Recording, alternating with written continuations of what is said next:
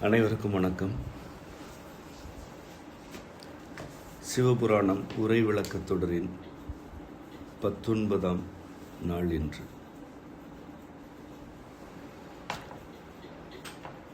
பாசமாம் பற்றறுத்து பாரிக்கும் ஆரியனை நேச அருள் புரிந்து நெஞ்சில் வஞ்சங்கெட பேராது நின்ற பெருங்கருணை பேராரே. ஆரா அமுதே அளவிலா பெம்மானே.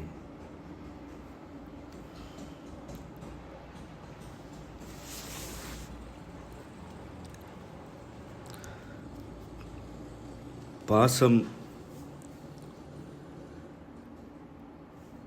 பற்றினால் விளைவது.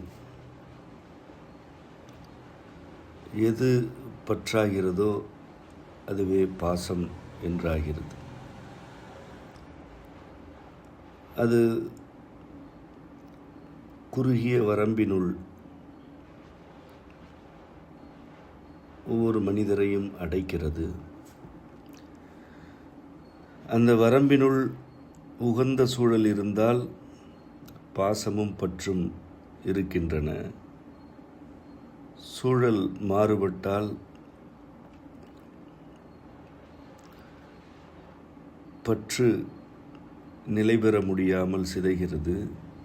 விளைவாக பாசமும் மறைந்து போகிறது.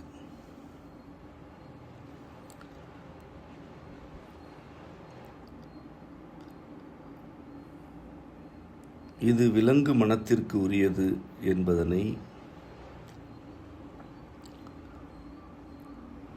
இதற்கு முன்னர் விளக்கினோம்.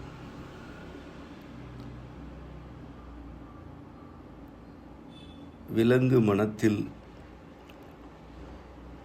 பாசம் எனும் பற்று வஞ்சத்தை விளைவிக்கிறது. தான் தனது தனக்காக தன்னால் என தொடங்கி தன் சுற்றம் தன் வரம்பு என்று ஒரு பாறையில் பாசி குறுகிய வரம்பில் பரவி பற்றுவது போல் மனிதர்தம் மனதிலும் அது பற்றி பரவுகிறது. இந்த வஞ்சம் கெட வேண்டும் என்று விரும்பலாம், வேண்டலாம். ஆனால் அந்த வஞ்சத்தை அவரவரை அழித்துக் கொள்வதற்கு எந்த வழியும் இல்லை. இருக்கும் பற்றுகளும் வேண்டாம் என்றால் எப்படி இருப்பது, எதில் நிலைப்பது, இந்த வாழ்க்கைக்குத்தான் என்ன பிடிப்பு இருக்கிறது ஆகிய கேள்விகள் எழுவது இயல்பு. இந்த கேள்விகளுக்கான விடை, விளக்கம், தீர்வு ஆகியவற்றை அறிவிலிருந்து, மனதின் ஆழ்ந்த சிந்தனையிலிருந்து எவராலும் எழுப்பிக் கொள்ள இயலாது.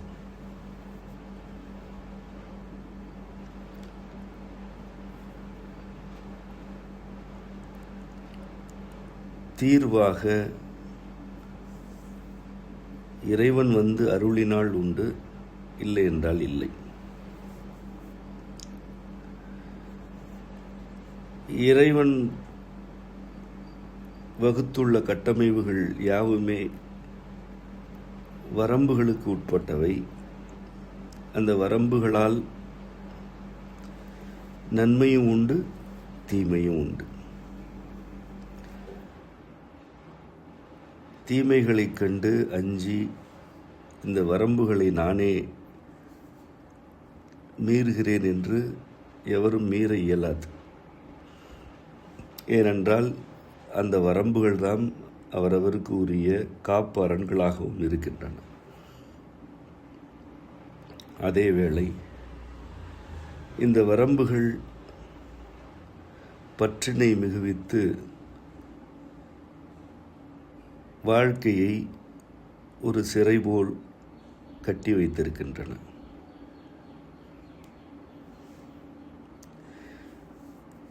என்னதான் செய்வது என்று தவிக்கையில் இவை யாவற்றுக்கும் உரிய எளிய தீர்வாக மாணிக்கவாசகப் பெருமான் இந்த மந்திரத்தை நமக்கு அருள்கிறார். நேச அருள் புரிந்து நெஞ்சில் வஞ்சம் கெட பேராது நின்ற பெருங்கருணை பேராராக இறைவன் வருகிறான் என்கிறார் அவர். நேசம் என்பது வழக்குச் சொல். நேயம் அதற்கு உரிய முறையான சொல். நெய் என்ற சொல்லுக்கு உரிய விளக்கத்தை முன்னர் கூறினோம். ஒரு குறிப்பிட்ட வரம்பிற்குள் இருக்கும் தனித்தனி கூறுகளை ஒன்றாக பின்னி கட்டமைவு ஆக்குதல் நெய் என்பது அந்த விளக்கத்தின் சுருக்கம். நெய் எனும் சொல் தன் விரிந்த நிலையில் நேய் என்று ஆவது இறைத்தமிழ் இலக்கணத்தின் போக்கு. மெய் உடல் அது தன் வரம்புக்கு அப்பால் விரிவடைகையில் மேய் என்று ஆகும். மேய்தல் எனப்படுபவை ஒரு குறிப்பிட்ட வரம்பிற்கு அப்பால் விரிந்து செல்லுதல், நகர்தல், அசைதல், அவ்வரம்பில் இருப்பவற்றை உள்வாங்குதல் என்றெல்லாம் பொருளாகும் சொற்கள். வெய் என்பது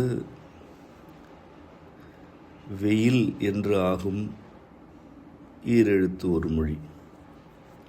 அது வேய் என விரிவடைகையில் ஒரு குறிப்பிட்ட பரப்பினுள் இறங்கும் வெயில் என்று இல்லாமல் பெரும்பரப்பிற்கு இறங்கும் வெயில் என்று ஆகும். இதிலிருந்துதான் கூரை வேய்தல் என்ற சொல்லும் வழக்குச் சொல்லாயிற்று. வேயப்படுதல் என்றால் ஒரு குறிப்பிட்ட பரப்பில் இல்லாமல் முழுமையாக அந்த கட்டமைவு முழுவதற்குமாக ஏதோ ஒன்றை பின்னுதல், மூடுதல் என்றெல்லாம் அது பொருள் தரும்.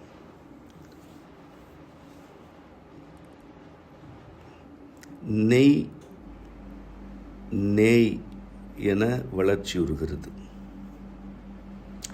இந்த வளர்ச்சியின் சாரம் விரிவடைதல் என்பதாகும். விரிவடைதல் நிகழும்போதே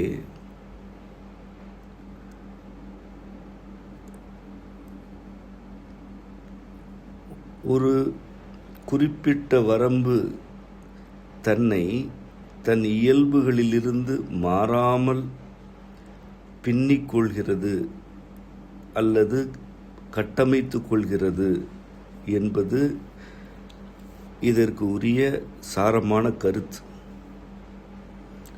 அதாவது மெய் எனப்படுவது உடலையும் குறிக்கும் சொல். ஒரு மாடு கொண்டிருப்பது மெய். அது மேய்கிறது என்கிறோம். அந்த உடல் சிதைந்து விரியவடையவில்லை. அதே உடல் அசைந்து நகர்ந்து இதற்கு முன் இருந்ததை காட்டிலும் விரிந்த பரப்பிற்கு செல்கிறது. அந்த பரப்பில் உள்ளவற்றை அது தெளிவாக உள்வாங்குகிறது என்பது அதற்கு பொருள். நெய் எனும் சொல் பின்னி கட்டப்படும் வடிவத்தை குறிக்கிறது. அதே பின்னல் கட்டமைவு பெரும் பரப்பிற்கு விரிந்து அந்த பரப்பு முழுவதையும் பின்னி கட்டிக்கொண்டே இருக்கிறது என்றால் அதுதான் நேய் என்றாகும். நேயம் என்பது ஒருவர் தனக்கு அருகே இருப்பவர் மீது கொள்ளும் அக்கறை. ஆனால் அத்தோடு அது நின்றுவிடாது. ஒருவர் தனக்கு உறவு முறை என்று இருப்பவர் மீது அக்கறை கொள்கிறார் என்றால் அது பாசம், பற்று என்று தொடங்கும். அதுதான் பாசமாம் பற்று என்று முன்னர் கூறப்படுகிறது. அதே ஒரு மனிதர் தனக்கு உறவின் முறை என்று ஆகாதவர்கள் மீதும் அக்கறை கொள்கிறார் என்றால் அவர் பாசம், பற்று ஆகிய வரம்புகளை கடந்து தனக்கு உரிய கட்டமைவுகளை, தனக்கு உரிய வழங்கல்களை தன் வரம்பிற்கு அப்பால் உள்ளவர்களுக்கும் உரியனவாக செயல்படுகிறார் என்று பொருள். ஒரு குடும்பத்தில் உள்ளவர்கள் ஒருவர் மீது ஒருவர் அக்கறை காட்டுதல் நேயம் அல்ல. அது பாசம், பற்று. அந்த குடும்பத்தின் எல்லைக்கு புறத்தே இருப்பவர்கள் அவர்களை எந்த வகையிலும் உறவின் முறை என்று கூட கருத இயலாது என்றாலும் அவர்கட்கும் உரியவற்றை அக்கறையாக செய்தால் அது நேயம்.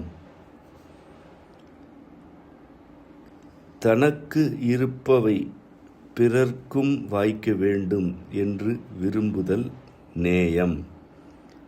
தான் எவ்வாறு நெய்யப்பட்டிருக்கிறோமோ அவ்வாறே பிறரும் நெய்யப்பட வேண்டும் என்று மனத்தால் விரிவடைதல் நேயம். இதுதான் நேயம் எனும் சொல்லுக்குரிய எளிமையான விளக்கம். விலங்கு மனம் எனப்படுவது தன் இருத்தலை தக்க வைத்துக் கொள்வது. தன் குழு மற்றும் தன் கூட்டத்தின் இருத்தலை மட்டும் தக்க வைத்துக் கொள்ள வேண்டும் என்ற பாசம், பற்று ஆகியவற்றில் இருப்பது. தன் இருத்தல், தன் கூட்டத்தின் இருத்தலுக்காக எதையும் செய்யலாம் என துணிகையில் அது வஞ்சம் என்று ஆகிறது. இந்த வஞ்சம் கெட வேண்டுமென்றால் நேயம் எழ வேண்டும். தான், தனது, தன் சுற்றம் ஆகியவற்றை கடந்து தனக்கு வாய்த்தவை பிறர்க்கும் வாய்க்க வேண்டும் என்று மனத்தால் விரும்புதலும் விழைதலும் நேயம் எனும் பொருளுக்கு உரிய தன்மைகள். ஏற்கனவே நேயத்தே நின்ற நிமலனடி போற்றி என்று மாணிக்கவாசக பெருமான் உரைத்த கருத்தை விளக்கினோம். அங்கும் நேயத்தே நின்ற என அவர் குறிப்பிட்டார். இங்கு அதே கொள்கையை இன்னும் ஆழமாக எடுத்துரைக்கிறார். நேச அருள் புரிந்து நெஞ்சில் வஞ்சம் கெட பேராது நின்ற பெருங்கருணை பேராறு என்று இறைவனை குறிப்பிடுகிறார். நேச அருள் என்பதிலேயே ஒரு கருத்து நமக்கு தெளிவாகி விடுகிறது. நேசம் அல்லது நேயம் எனப்படுவது இறைவன் அருளினால் வருவது. அவன் அருளவில்லை என்றால் அது எவருக்கும் வாய்க்காது. இந்த அருள் நெஞ்சத்தில் உள்ள வஞ்சத்தை கெடுத்து விடுகிறது. ஒரு சிறுத்தைக்கு நேச அருள் ஒருவேளை வாய்த்து விட்டால் அந்த சிறுத்தை தன் இயல்பில் இருக்காது. அது சிதைந்து போகும், அந்த இனமே அழிந்து போகும். விலங்குகள், பறவைகள், பூச்சிகள், புழுக்கள் ஆகியவற்றுக்கு நேயம் ஆகிய நேச அருள் இறைவனால் வழங்கப்படுவதில்லை. அவை தத்தம் இருத்தலை தக்க வைத்துக் கொள்ள வேண்டும் என்ற கட்டமைவை இறைவன் அவற்றுக்கு அருளுகிறான். மாந்தர்க்கு மட்டும் இந்த அருள் இறைவனால் வழங்கப்படுகிறது.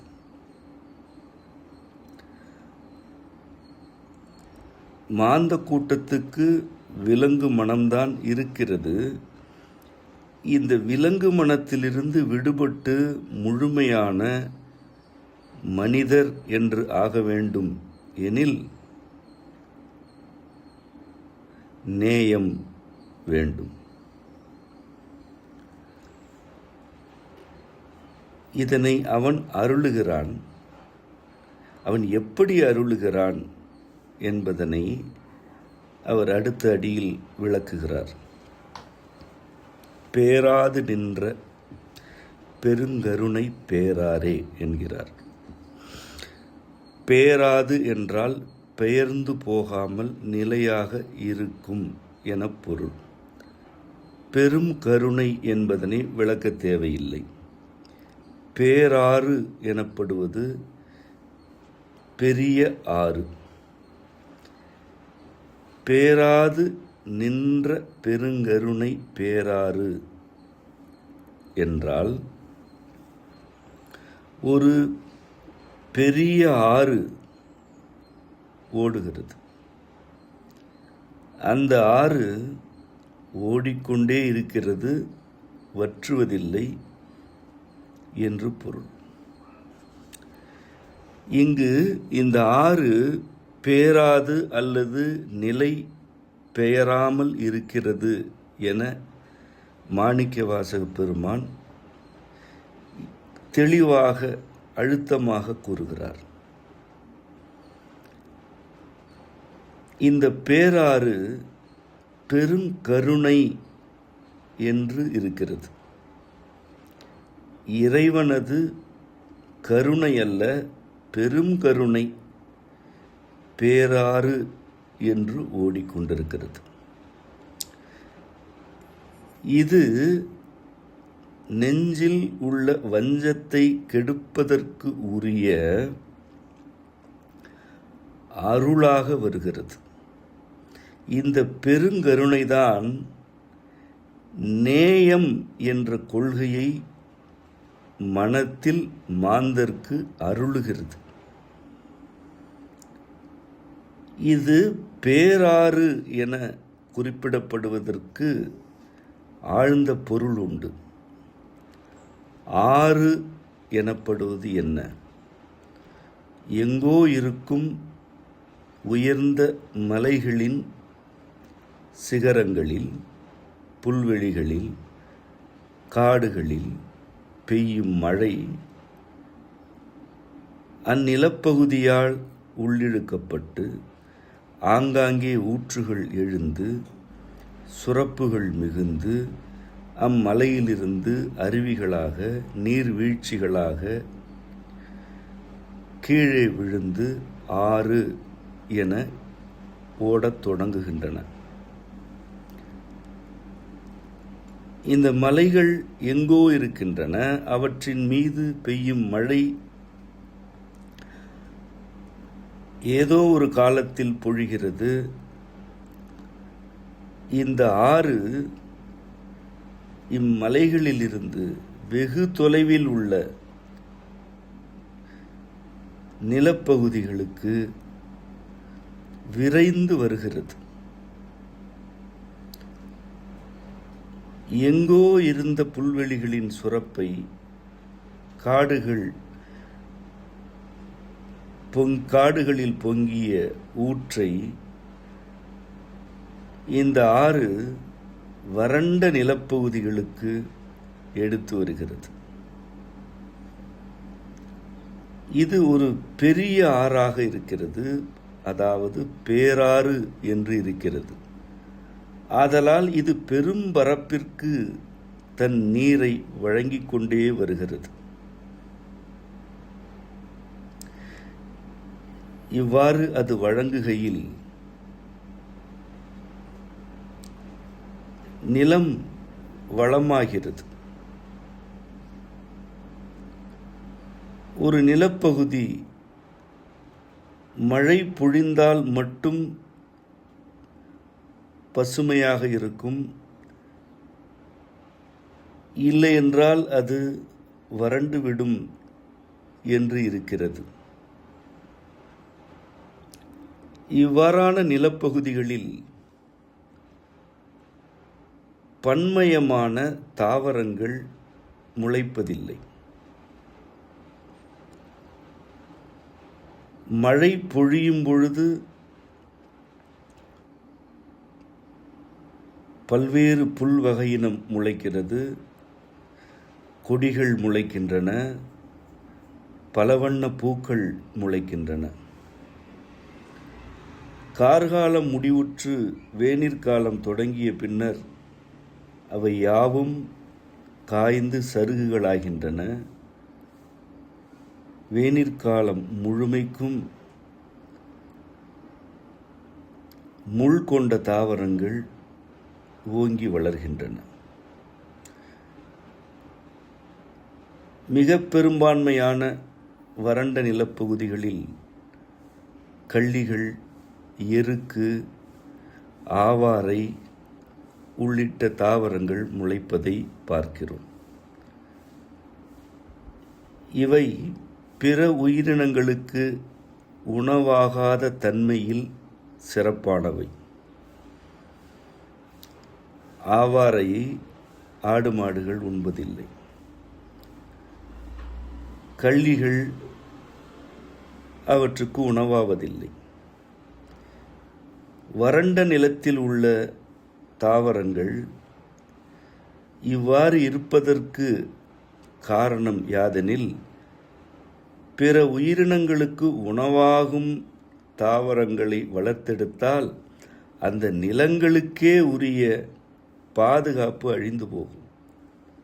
ஒருவேளை ஆவாரையும் அதுபோன்ற ஆணிரை உண்ணாத பிற தாவரங்களையும் அவை வளர்த்தெடுக்காமல் இரையாகும் தாவரங்களை வளர்த்தெடுத்தால் அங்குள்ள ஆடுகளும் மாடுகளும் முயல்களும் அவை யாவற்றையுமே உணவாக்கிவிடும். அந்த மண் மேலும் மேலும் காய்ந்து வறண்டு பாலை என்றாகிவிடும். ஆதலால் அந்த நிலம் தன்னை தற்காத்து கொள்வதற்காக கடும் கோடையில் மற்றும் வேனிற்காலத்தின் பிற பொழுதுகளில் இரையாகாத தாவரங்களை மிகுதியாக வளர்க்கிறது. இதுதான் பாசம் எனும் பற்று. ஒரு வறண்ட நிலம், மழையை மட்டுமே சார்ந்திருக்கும் நிலம் தன்னை தக்க வைத்துக் கொள்வதற்காக இரையாகா தாவரங்களை மிகுதியாக வளர்க்கிறது. அந்த நிலம் தன் மீது பற்று கொண்டிருக்கிறது. தன்னிடம் இருக்கும் பிற உயிரினங்களுக்கு ஏதேனும் உறைவிடம் வேண்டும் என்ற ஏக்கத்தில், பாசத்தில் அது ஆடுகளுக்கும் மாடுகளுக்கும் உணவாகாத தன்மைகளை வளர்த்து கொள்கிறது. இந்நிலையில் அந்த நிலம் பாசத்துடன் இருக்கிறது, பற்றுடன் இருக்கிறது, தனக்கென்று ஒரு வரம்பினை கட்டியமைத்துக் கொள்கிறது. தன் வரம்பிற்குள் இருக்கும் பாம்புகள், பூச்சிகள், எலிகள் உள்ளிட்ட உயிரினங்களுக்கு இந்த பசுமையாவது வேண்டும் என்று அது கருதுகிறது. இவ்வாறு அது தன் இருத்தலையும் தன் வரம்பிற்கு உட்பட்டு இருக்கும் உயிரின கூட்டத்தின் இருத்தலையும் தக்க வைப்பதற்காக பற்று கொள்கிறது. அப்பற்றிலிருந்து வினைகளை ஆற்றுகிறது. இது அந்த நிலத்தின் குற்றம் என்று கருதினால் அது பெரும் பிழை. இது அந்த நிலத்தின் இயல்பு. கார்காலத்தில் அதே நிலம்தான் பெருங்கூட்டமாக வரும் மந்தைகளுக்கும் உணவாகும் புல்வெளிகளை வளர்க்கிறது. மழைப்பொழிவின் போது அதே நிலம் மாடுகளுக்கும் மான்களுக்கும் உரிய தாவரங்களை கூட வளர்க்கிறது. இருக்கும் பொழுது வழங்குகிறது, இல்லை எனும் பொழுது தன் உள்ளே தன்னை மட்டுமே சார்ந்திருக்கும் உயிரின கூட்டத்திற்கு உரிய வகையில் தன்னை மேலும் மேலும் இறுக்கம் ஆக்கிக் கொள்கிறது. இது பாசம் எனும் பற்று. இது சரி அல்லது தவறு என்று வாதிடுவது முறையற்றது. இதுதான் இயல்பு. இதுதான் இருமை எனும் கொள்கை. இதுதான் அறம் பாவம் எனும் அருங்கயிற்றால் கட்டி வைக்கப்பட்ட நிலை. இதிலிருந்து விடுபட வேண்டும் என்றால் அந்த நிலத்திற்கு எந்த வழியும் இல்லை. அந்த நிலம் தன்னளவில் இதிலிருந்து விடுபடுவதற்குரிய தீர்வுகளை எழுப்பிக் கொள்ளவும் வாய்ப்பில்லை. இந்நிலையில்தான் எங்கோ பொழியும் மழையை ஒரு பேராறு அந்த நிலத்திற்கு எடுத்து வருகிறது. தன் பெருங்கருணையினால் அந்த வறண்ட நிலம் முழுமையையும் அது நனைக்கிறது, மூழ்கடிக்கிறது, திக்குமுக்காடச் செய்துவிட்டு விலகுகிறது. இப்பொழுது அந்த நிலம் வளம் மிக்கதாகிறது. மலை சிகரங்களில் இருந்த வண்டல், குளிர்ந்த சொனை நீரின் ஊட்டம் ஆகியவற்றை அது இந்த வறண்ட நிலத்திற்கு கொண்டு வந்து தந்திருக்கிறது. இந்நிலையில் அந்த வறண்ட நிலம் தனக்கு உரிய உயிரினங்களையும் வளர்த்தெடுக்கிறது. தன்னை தேடி நாடி வரும் பிற உயிரினங்களுக்கு உரியவற்றையும் தங்குதடையில்லாமல் வரம்பில்லாமல் வளர்த்தெடுக்கிறது. இந்த பெருங்கருணை பேராறு ஓய்ந்து விடுமா, மீண்டும் வராது போகுமா என்ற கேள்வி அடுத்து எழுகிறது. அதற்குத்தான் அவர் தெளிவாக கூறுகிறார், பேராது நின்ற பெருங்கருணை பேராறு என்று. இந்த பேராறு பெயர்ந்து போகாது, அது நிலை பெயராது, மீண்டும் மீண்டும் வந்து கொண்டே இருக்கும். ஓர் ஆறு மலையில் மழை இல்லை என்றால் வற்றி போகும். ஆனால் இறைவனது பெருங்கருணை ஆகிய பேராறு பெயராது, அது நிலையானது. மீண்டும் மீண்டும் அது வரும். எப்பொழுதெல்லாம் வறட்சி எழுகிறதோ அப்பொழுதெல்லாம் அந்த பெருங்கருணை பேராறு சிகரங்களின் உச்சியிலிருந்து விழும் நீரை எடுத்துக்கொண்டு வறண்ட நிலப்பகுதியை நனைத்து நனைத்து அவற்றை வளமாக்கும். ஆதலால் அதன் விளைவாக அந்த வறண்ட நிலம் பல்வேறு உயிரினங்களை பெற்றெடுக்கிறது. பல்வேறு உயிரினங்களுக்கு உணவை, உறைவிடத்தை அது வாரி வழங்கி கொண்டே இருக்கிறது. அந்த நிலத்தில் கார்காலம் வரும் பொழுதும், கடும் வெயில் இறங்கும் பொழுதும் வளங்குன்றாமல் அது இருக்கிறது. வளம் குறையுமோ என்ற ஏக்கம் வந்தால் பேராறு பாய்ந்து வந்து நனைத்து விடுகிறது. இதுதான் நேயம் எனும் அருள். இந்த நேயம் எனும் அருளை இறைவன்தான் வழங்குவான். அந்த நிலம் தனக்குத்தானே ஊற்றுகளை எழச் செய்துவிட இயலாது. தானே அந்த நிலம் கடுங்கோடையில் கார்காலத்தை வரவழைத்து விட இயலாது. அது மட்டுமல்ல, நான் நேயத்துடன் இருக்க விரும்புகிறேன் என்று கடுங்கோடையிலும் கள்ளிகளுக்கு பதிலாக கரிசலாங்கண்ணியை அது வளர்த்தெடுக்க வாய்ப்பும் இல்லை. ஒரு வரம்புக்கு உட்பட்டு அந்த நிலம் தன்னிடம் இருப்பவற்றை பசுமையாக வெளிப்படுத்தும். அந்த வரம்புக்கு அப்பால் ஒன்று நிகழ வேண்டுமென்றால் அந்த வரம்புக்கும் அப்பால் இருந்துதான் அருள் வழங்கப்பட வேண்டும். மாந்தர்தம் வாழ்க்கையும் இவ்வாறானதுதான். ஒரு குறிப்பிட்ட வரம்புக்குள் இருப்பவர்களை காப்பதற்கு, தக்க வைப்பதற்கு உரியவற்றை அவர்கள் செய்ய வேண்டும். அதேவேளை அது மட்டும்தான் தன் வரம்பு என்று அவர்கள் இருந்தால் அது வஞ்சம் என்று இறுக்கமடைந்துவிடும். தன் இருப்பு, தன் கூட்டத்தின் இருப்பு, தன் சுற்றத்தின் இருப்பு ஆகியவற்றுக்கு அப்பால் இருக்கும் மாந்தரை நோக்கி, பிற உயிரினங்களை நோக்கி அவர்களது அக்கறை விரிவடைய விரிவடைய அது நேயம் என்று ஆகிறது.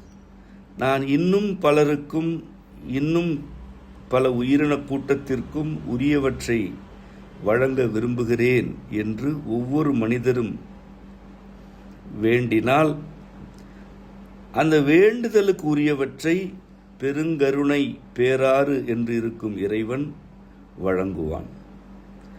அவன் அருள் வழங்க வழங்க இன்னும் இன்னும் விரிவடைந்து விரிவடைந்து நேயத்தால் பல எல்லைகளை ஒவ்வொரு மனிதரும் கடந்து செல்ல இயலும். இப்படி ஒருவர் தன் இருத்தல், தன் கூட்டத்தின் இருத்தல் என்பதனை கடந்து நேயம் மிக்கவர் ஆகிறார் என்றால் அவர் இறைவனது அருள் வழங்கல்களை பெற்றுக்கொண்டே இருக்கிறார் என்பது உள்ளே இருக்கும் ஆழ்ந்த கொள்கை. இறைவனது அருள் வழங்கல் இல்லாமல் எவரும் நேயர் என்று ஆக இயலாது. ஒருவர் தன்னிடம் இருக்கும் மிகையானவற்றை கூட தனக்கும் தன் கூட்டத்திற்கும் என்று மட்டுமே வைக்கிறார் என்றால் அவர் இறைவனது அருள் வழங்கல்களை பெறுவதிலிருந்து தன்னைத்தானே விடுவித்துக் கொள்கிறார் என்றும் இதற்கு பொருள் உண்டு. அந்நிலையில் அவருடையது விலங்கு மனம் என்றும் வஞ்சம் கொண்டது என்றும் கொள்ளப்படும். தன் கூட்டம், தன் இருத்தல் ஆகியவற்றை கைவிட்டுவிட்டு பிறர் நோக்கி பாய்தல் அடிப்படையான இயல்புக்கே மாறானது. அது அடிப்படை அறத்திற்கு எதிரானது.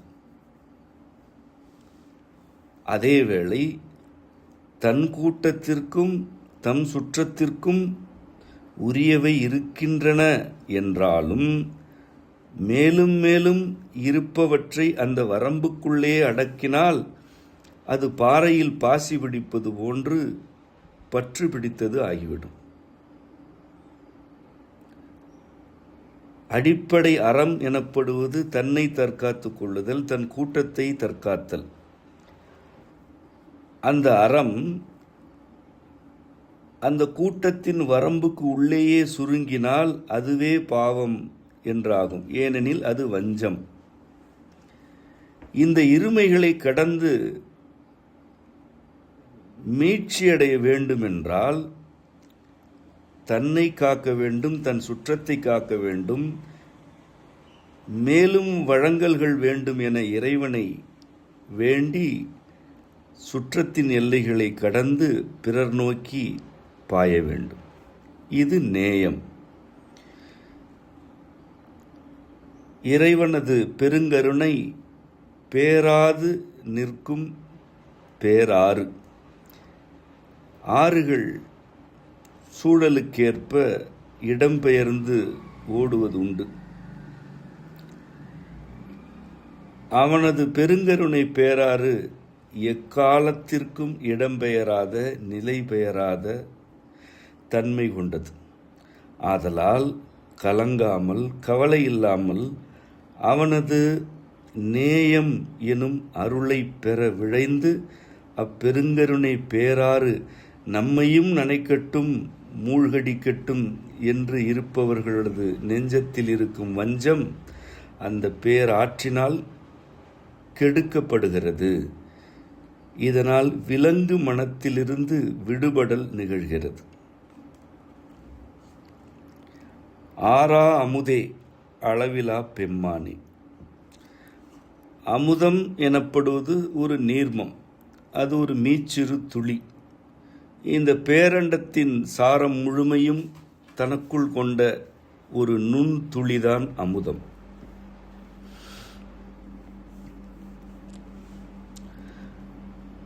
ஆரா அமுது என்றால் ஆர்ப்பரிக்காத, தன் நிலையிலிருந்து மீச்சிறு அளவுக்கு கூட அசையாத அமுதம் என்று பொருள். எது அமுதம் எனப்படுகிறதோ அது ஆர்ப்பரிக்காது. இறைவனது தன்மைகளை தனக்குள் கொண்டிருக்கும் ஒன்று ஆறாமல் தான் இருக்கும். அதாவது அது எழுச்சி அடையாது, குதிக்காது, கூத்தாடாது. அமுதம் என்று கூறப்படும் அளவிற்கு செறிந்த ஊட்டம் மிக்க இயல்புகளை கொண்ட ஒன்று ஒருவேளை ஆர்ப்பரித்தால் அது சிதைந்து போகும். ஆரா அமுது எனும் தன்மை இறைவனுக்கு உரியது. அவன் மாந்தர் நெஞ்சில் வஞ்சங்கெட வேண்டும் என்பதற்காக பேராறாக பாய்கிறான். அந்நிலையில் அவன் ஆர்ப்பரிக்கிறான். எங்கோ இருக்கும் வறண்ட நிலத்தில் உள்ள உயிரின கூட்டம் வாடி வதங்குகிறதே என்று குதித்து தாவி ஆர்ப்பரித்து ஓடி வருகிறான். அந்நிலையில் அவனே ஆர்ப்பரிக்கிறான். தன் பிள்ளைகளுக்காக அவனே மேலிருந்து கீழிறங்கி ஆரவாரமாக வந்து அப்பிள்ளைகளை அரவணைத்து நனைத்து காக்கிறான். ஆனால் அவனே அமுதம் என்ற நிலையில் எந்த ஆர்ப்பரிப்பும் இல்லாமல் அமைதியாக அடங்கி செறிந்து மீச்சிறு துளி அளவும் கூட சிந்தாமல் சிதறாமல் ஓர் ஒருங்கமைவாக இருக்கிறான். அளவிலா பெம்மானே என்பது அடுத்த கருத்து. ஆரா அமுது எனப்படுவது ஆர்ப்பரிக்காத செறிந்த தன்னளவில் தானே அடங்கியிருக்கும் நிலை. அளவிலா தன்மை எனப்படுவது என்ன? எந்த அளவுக்கும் அடங்காத, எந்த அளவும் இல்லாத இறைவனது தன்மை. ஆக்கம் அளவு இறுதி இல்லாய் என்றார் அல்லவா? இங்கே அதனை மீண்டும் கூறுகிறார். அளவிலா பெம்மான் என்று அவனை கூறுகிறார். பெம்மான் எனப்படுவது பெருமான் எனும் சொல்லின் உணர்ச்சி நிலை வழக்கம். பெருமான் என்று அவனை அழைக்கும் பொழுது இறைவனுக்கும் தொண்டருக்கும் உள்ள உறவு இருக்கிறது. அவனது பெருங்கருணையை உள்வாங்கி உணர்ந்து அவனே நேயத்தை அருளுபவன், அவனே வஞ்சத்தை கெடுப்பவன், அவனே விலங்கு மனத்திலிருந்து நம்மை விடுவிப்பவன், அவனே ஆர்ப்பரித்து ஓடி வந்து அணைப்பவன் என்பவற்றையெல்லாம் விளங்கிக் கொண்டு அதற்கு அடுத்த நிலையில் அவன் உண்மையில் எப்படிப்பட்டவன் என நோக்கி, உண்மையில் அவன் எந்த ஆர்ப்பரிப்பும் இல்லாமல் தன்னளவில் தானே அடங்கி செறிந்து இருக்கும் ஓர் அமுதம் என மாணிக்கவாசகர் உணர்கிறார்.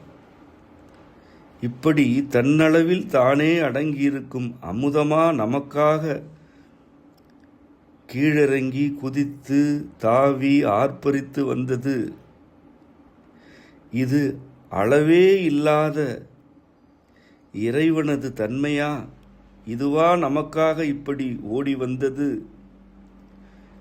என்பதனை உணரும்போது பெருமானே என்றெல்லாம் கூற இயலாது, பெம்மானே என்று உணர்ச்சி ததும்பத்தான் கூற இயலும். ஆரா அமுதே, அளவிலா பெம்மானே என்று அவர் இந்த சொற்களை கட்டமைப்பது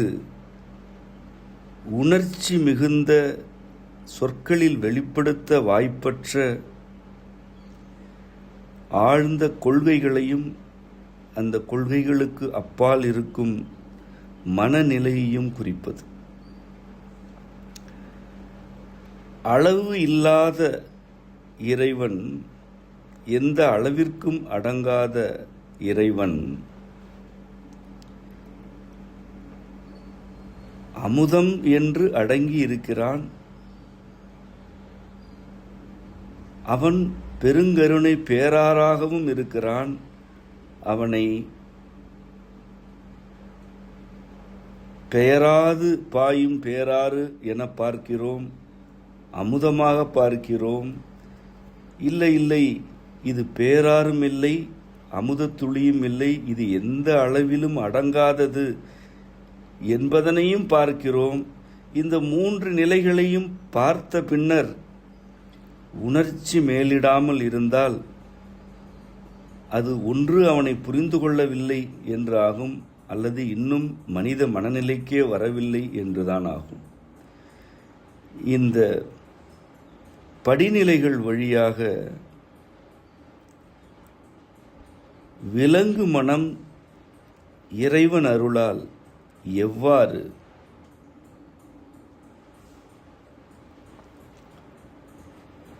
நேயம் கொண்டு மனித நிலைக்கு மாற்றமடைகிறது என்பதனையும், அறம் பாவம் ஆகிய இருமைகளை மனிதர் தம் முயற்சியால் வீழ்த்தி கொள்ளவோ கடந்து செல்லவோ இயலாது, அதற்கு அவன் அருள் வேண்டும் என்பதனையும் மாணிக்கவாசக பெருமான் நமக்கு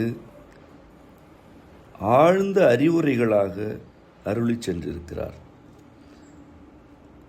இந்த தொகுப்பின் இடைநிலையில் இருக்கும் ஞாயிற்கடையேன் என்ற கருத்து,